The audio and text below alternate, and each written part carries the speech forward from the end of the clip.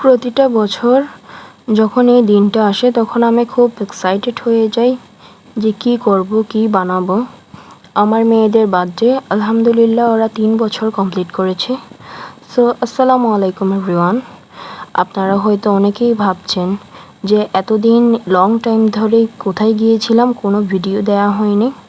আসলে হয়তো কোনো পার্সোনাল কারণ ছিল যেগুলো সবগুলো অন ক্যামেরায় আলোচনা করা হয় না, তা সেসব বিষয় থাক। তবে এখন ঘরোয়াভাবে ছোটোখাটো একটা মেয়েদের বার্থডে আয়োজন করেছি। এটা ওদের 3rd টাইম বার্থডে হচ্ছে। এই ওদের জন্মের পরে 3টা বছর ওদের বার্থডে গিয়েছে, বাট 2nd টাইম বার্থডেটা আমরা কক্সবাজার ট্যুরে করেছিলাম। প্রতিবার যখন ওদের বার্থডে দিন আসে তখন আমি খুবই এক্সাইটেড হয়ে যাই যে কী করব, কিভাবে করলে ভালো হয়। আসলে তেমন স্পেশাল কিছু করা হয় না, কেননা ওরা এখনও ছোটো বাচ্চা। আর একটু বড় হলে ইনশাআল্লাহ বড়ভাবে করব।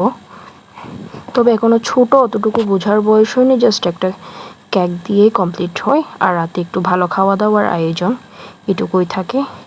আর এই যে এরা সবাই আমার নানুর বাড়ির লোক, আমার মামানি, আমার নানুমণি সবাই মিলে কেক খাওয়াচ্ছে।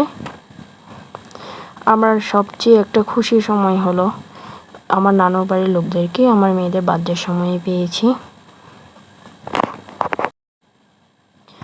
বাট সবচেয়ে মজার ব্যাপার হলো ওরা যে কেকটা কাটছিল ওটা ছিল ছোট্ট খালামণি থেকে ওদের বার্থডে গিফট। এটা হোমমেড কেক ছিল। ও চেষ্টা করেছে ভাগ্নিদের জন্য খুব সুন্দর করে একটা কেক প্রিপেয়ার করতে।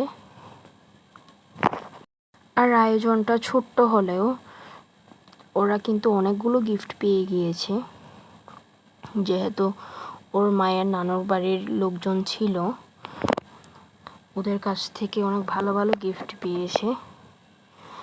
এটাই ওদের সবচেয়ে আনন্দের একটা মুহূর্ত।